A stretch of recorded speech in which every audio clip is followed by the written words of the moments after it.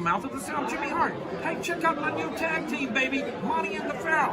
Hey, Jimmy, don't forget to tell them about Long Island's #1 pro wrestling broadcast. Well, you know what, I would, but you already did it. It's Monty and the Pharaoh. The Monty and Pharaoh Show. Monty and Pharaoh, bro. Monty and the Pharaoh. The Monty and the Pharaoh. You've got the future Hall of Famers, that Rucker, Marty Jannetty, and MJ in the house, and I'm sitting here with two more future Hall of Famers, Monty and the Pharaoh. We're doing that stuff and we gonna rock it. Monty and the Pharaoh. It's Monty and the Pharaoh. Monty and the Pharaoh. Monty and the Pharaoh. Monty and the Pharaoh. Monty and the Pharaoh. And Monty and the Pharaoh. Oh, is it Monty and the Pharaoh? Monty and the Pharaoh. Monty and the Pharaoh. Hey, cut music. When you want the best in professional wrestling, Long Island, there's only one place you're gonna get it, right here. Monty and the Pharaoh. Now, that's not just the coolest, and that's not just the best. That, my friends, is just incredible. Monty and the Pharaoh. Duh. Hey! Nikita Koloff, the Russian Nightmare! And you're watching the #1 show on Long Island with Monty and the Pharaoh. There was a match between Kurt and myself. So fill us in with that Tom Selleck smile over there. Look at that mustache! Oh my God! I'll just say it went well for me. It went well for you. Yeah. Okay. Magnum Mangle. Very good. Well, no, I didn't Very say good. the mangle. Something like that.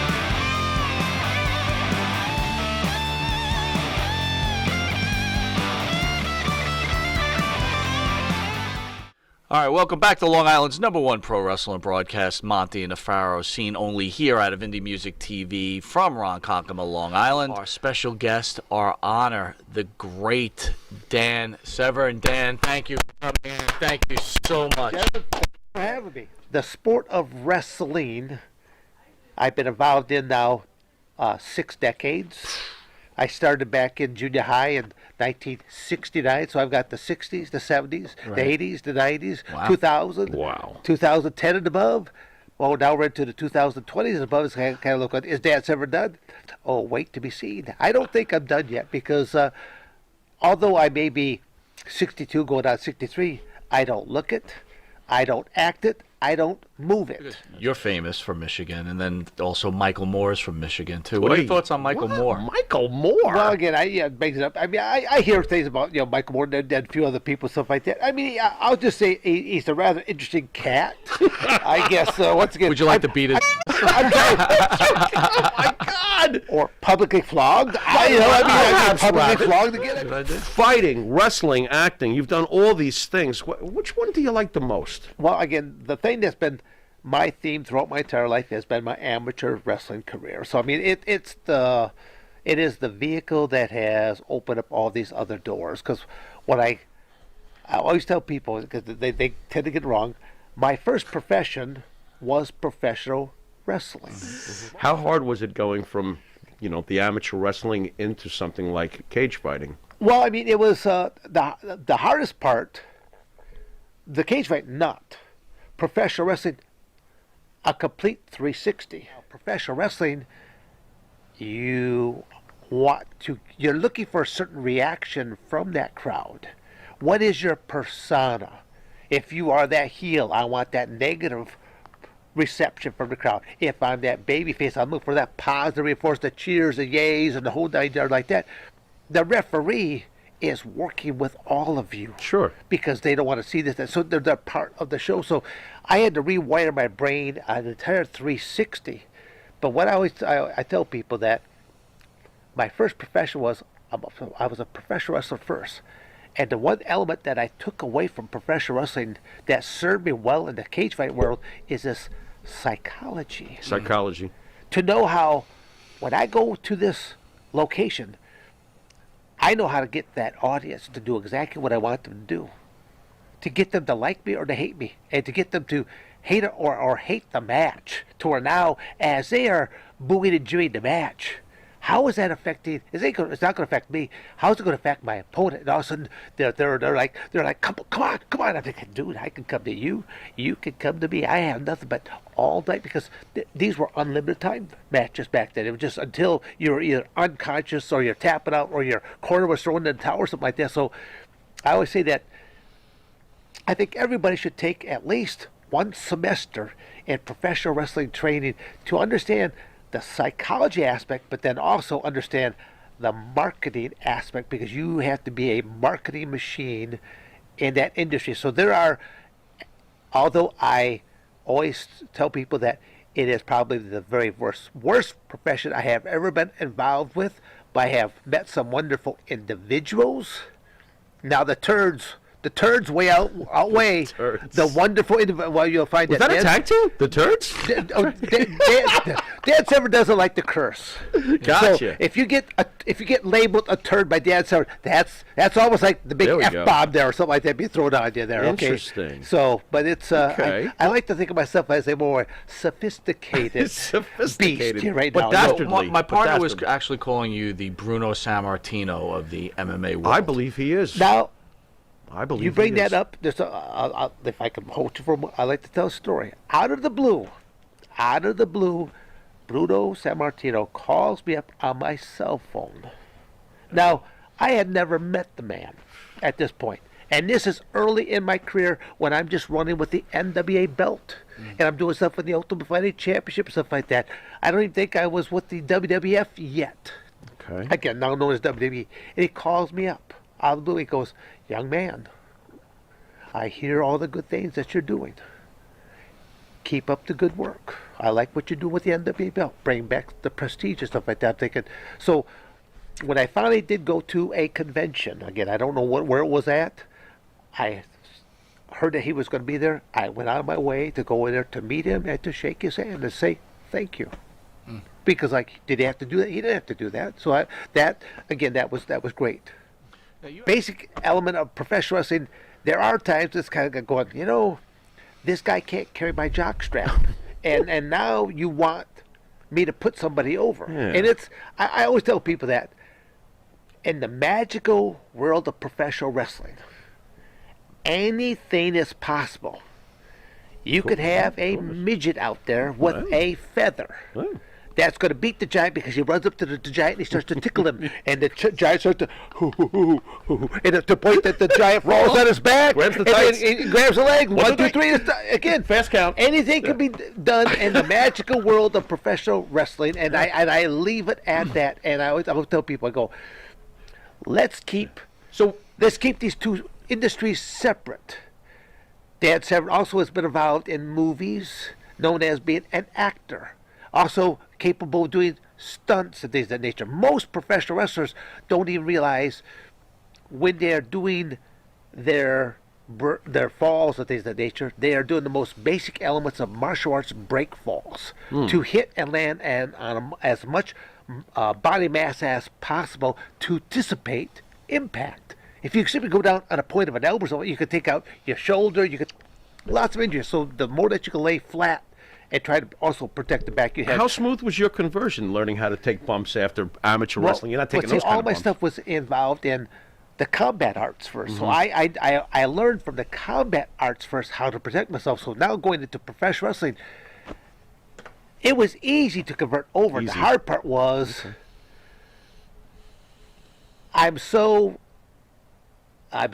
concerned about your safety that I'm like a pipe wrench. More than one type, they're like, dude, lighten up, loosen up. I go, but I'm afraid with the cocoa butter, whatever you got on, or the whatever that's going to make your muscles shine, Baby oil. I may lose my grip on you. Yeah. And literally, sometimes I have to pipe wrench down on them because if I do something wrong, it's not me who's going to get hurt. You're going to get hurt. And ironically, in all the things I've done, between professional wrestling and all the different types of amateur wrestling I've done, the safest thing I've done is cage fight. I've been hurt far worse in my professional wrestling industry. Not at my hands, but whoever I was in the ring with, because they did not know how to execute something properly. They went to their training, and then they ceased. So, Dan, you think you were a better cage fighter or a better amateur wrestler? oh, amateur wrestler by far. So, Well, again, I'm just because I so much more time vested. I mean, I started my cage fighting career at 37. Who starts a cage fighting career Yeah. at 37 and then goes for 20 years beyond that? Yeah. Dan Severn does. I always tell people, find somebody. Keep going on, because I want to. It's not that I'm trying to put myself over. I always tell people, I'm not here to be braggadocious. I'm here to grab you by the scruff of the neck, and I'm going to shove your face into a cow pie of reality. Because is there anyone equal to me? No, there's not. And you just keep the questions coming. Well, I'll answer them. I would think winning 13 amateur championships would make you think that way. That's such an old moniker. There's that more. was there. Oh yeah, isn't no, there? there's How many are there? How many championships amateur wise? Let's get it easily 100 plus. Now again, when I say 100 plus, there's 100 plus state, national, and or international titles and or records to my credit. Now I'm being pretty boastful saying this on the air, but try me. Yeah. I got you. Speaking of strange and eccentric, at least as far as his character goes, we've had the great Al Snow in studio. Thoughts on the man who trained you? Al is great. He's very intelligent. Al man. he's very hilarious, but at the same token, very knowledgeable. And still, yet someone that the WWF/WWE did not realize the talent that he had. He was great. Yeah, no, I tell people that he could put on a match with a broomstick, and actually did do a match with a broomstick one time, and put the broomstick over. It's like the WWF did not know what to do with me. At the same token, I was a Brock Lesnar 20-some years before Brock Lesnar ever came along. Yep. You know, but it's kind of like you didn't. I'm not going to be the spokesperson, but you pair me up with a Jim Cornette. Let him be the spokesperson. Yeah. But that's what I said. That was just a missed opportunity, and you know that's. You can't go back in time. You just continued to move forward. Was it because of the potential skits or would get angles? Was it because they just were way too outside the box for Dan Severn? Like, I'm not doing this. Well, no, not really. It's just, again, part of the problem was my naiveness of the industry. I didn't really know how much input I was able to say about it. I kind of figured, they've been doing this for how many decades? I kept thinking that this creative team and this organization that has been around since Vince McMahon, senior to junior to now going into the third generation right now, I would have thought that they would have understood a little bit more.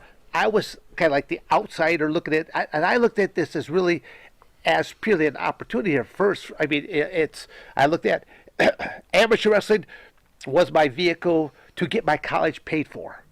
Because that's what I first looked at that. Well, now I'm in college, I'm doing great stuff like this. You know, now I've got professional wrestling companies that are starting to look at me and think they should look, but I can't go there because if I turn pro now, I lose my amateur status and represent the United States, try and make an Olympic team, world team, things of that nature. That was what I wanted to do first. But then, as of 1992, when the new ruling came down from the United States Olympic Committee that allowed athletes to be both amateur and professional simultaneously, that's when you had like the dream team and the basketball team, stuff like that out there.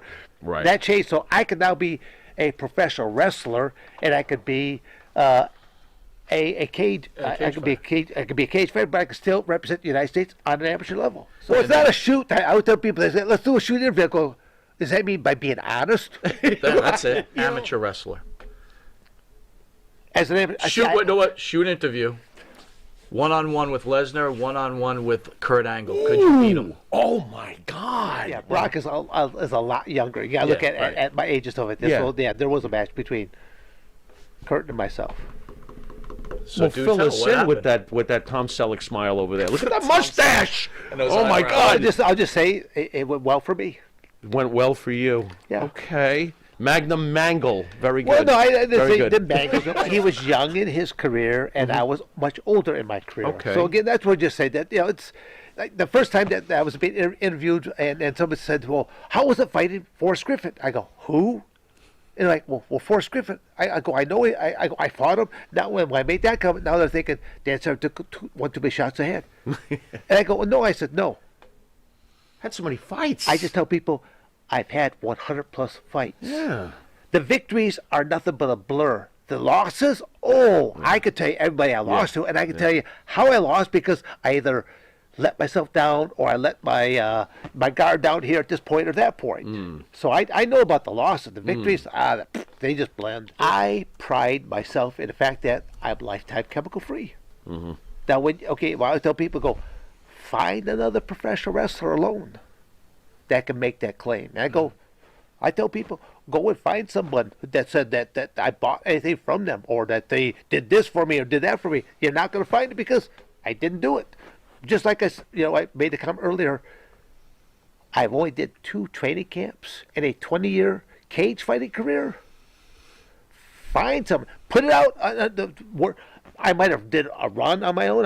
I did ongoing classes at my training facility, but was I training? Like you look at guys on the current, they're going into training camps for 4, 5, 6 months out. I did 2. Once for 32 days for UFC number 5, and once for 35 days for the Ultimate. I set 2 different records. In UFC 5, shortest tournament victory I ever won.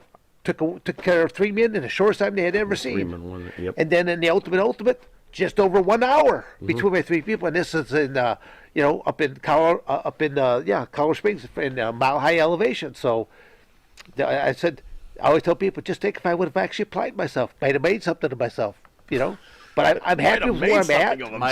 Are you surprised to see Shamrock still going? He's actually still going now in Impact. Is he really? He really is. Oh, okay. No, he really is. I'm surprised. I've seen a couple of the matches that I don't think I'd be really all that proud of. But that's again, I You're doing great, Ken. But at the same token, I will always razzle him a little bit because people are like, do you really have heat with him? I go, do you? Do I really have heat with him? No. But I will. Okay. I will keep him in check. Oh. Because do I want people to put him in comparison with me? Hell no. Are you guys crazy enough to possibly get back in the cage one more time? Any shot?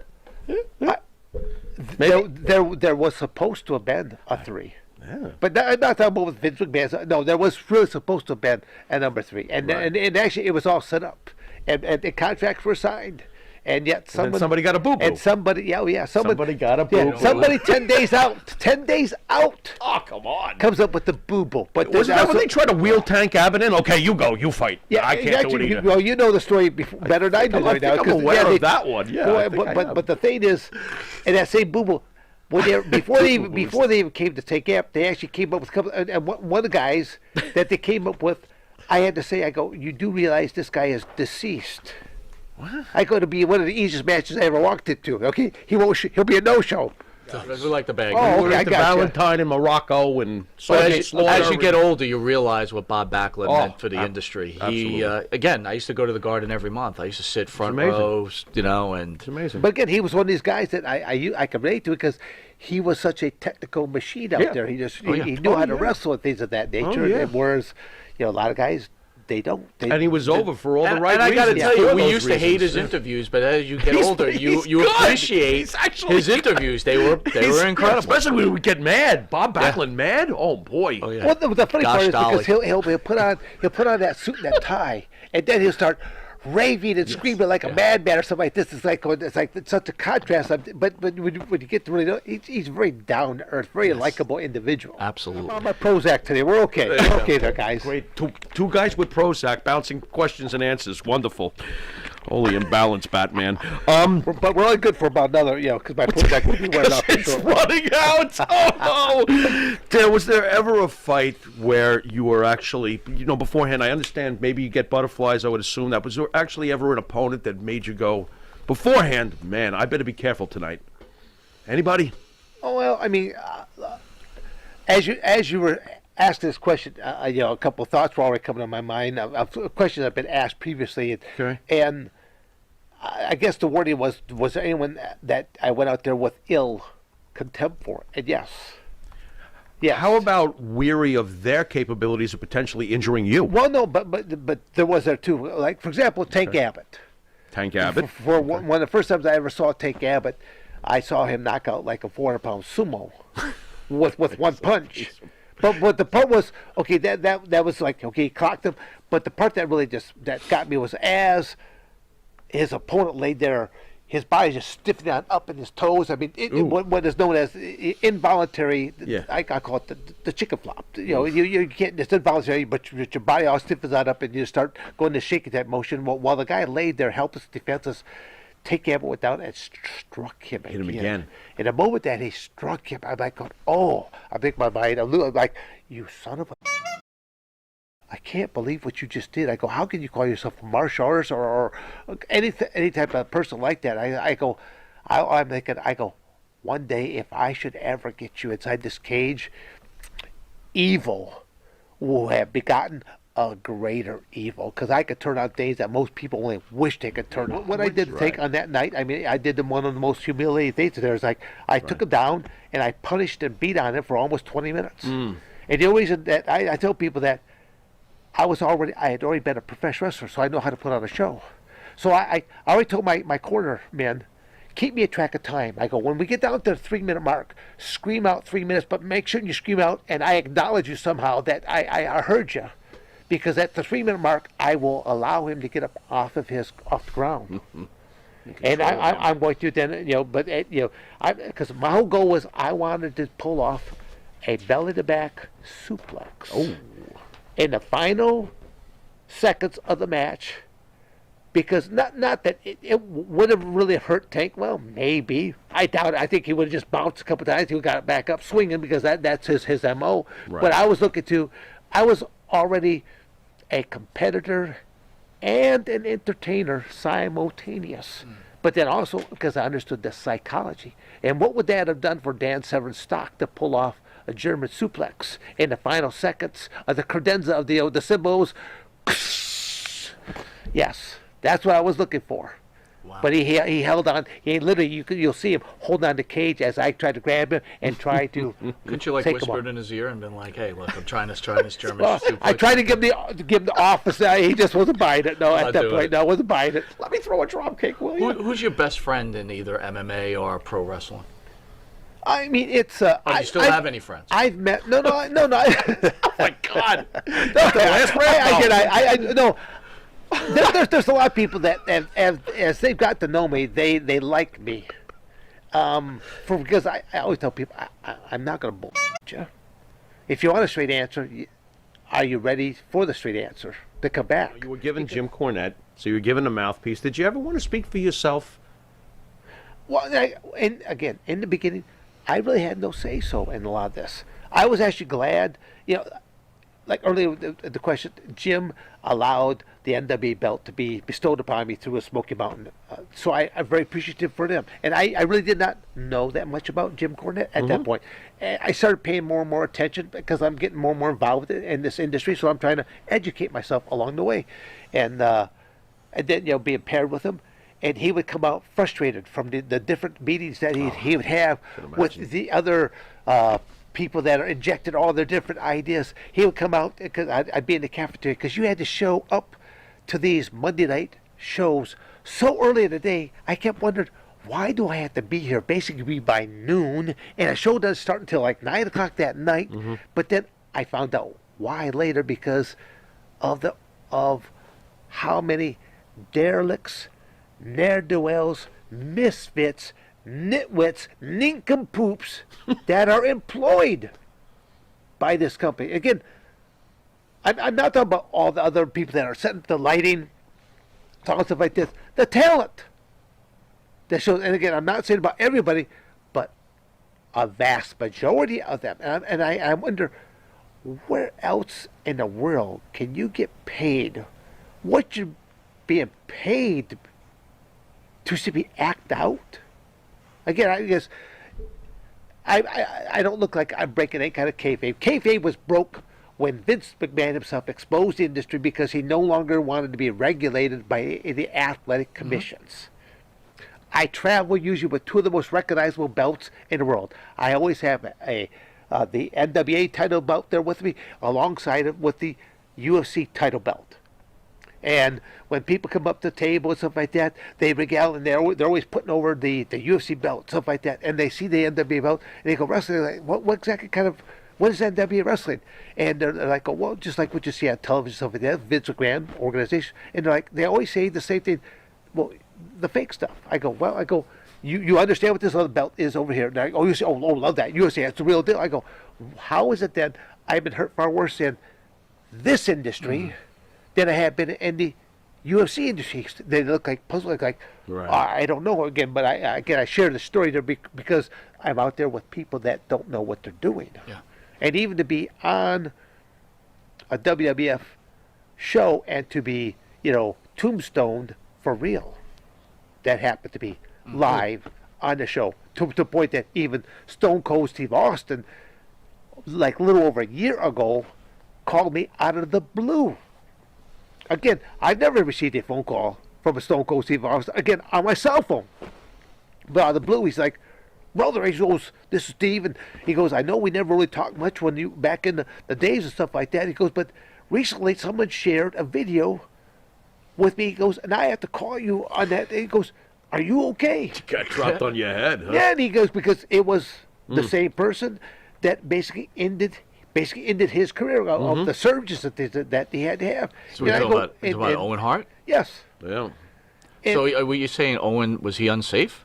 Well, I mean, when On that particular move. on that particular move, yes. Again, that's probably the best way of saying it right there. I mean, there was, There you go. yeah, you're not supposed. What is the whole premise of professional wrestling? You want things to look as real as possible, but knowing that how many times a year are you going to be doing professional wrestling matches? Now, I would have loved to have been involved in professional wrestling back in the territorial days, prior to the internet era ever coming about. The internet era, in a lot of ways, has exposed. They pulled the curtain back. Yeah. So that when you could have worked with the same guy 100 different times in the same year. Sure. All over the country, all over the Sure. world. Sure. To where it's like, you and I are getting in the ring there tonight, the Pharaoh, and we're just simply knowing that we know the routine. We do? Yes, You we do. beat me to a pulp and we ring the bell. We know exactly. When I go for the poke in the eyes, you put the block up. You know. Okay. A couple of these? Yeah. So again, boom. I mean, Vince carried on a legacy for his father. He did not start the company. What he did for the territories, I think that there would, if he could have worked somehow to keep that going, maybe did a different approach, because his approach was about world domination. Show. Okay, that's all it was. Just for I think if he would have looked at a way to where if he could have kept some sort of that territorial theme and worked with them a little bit more, I think he would be in a different place than where he's at. Interesting. Being happier and even more successful. Interesting.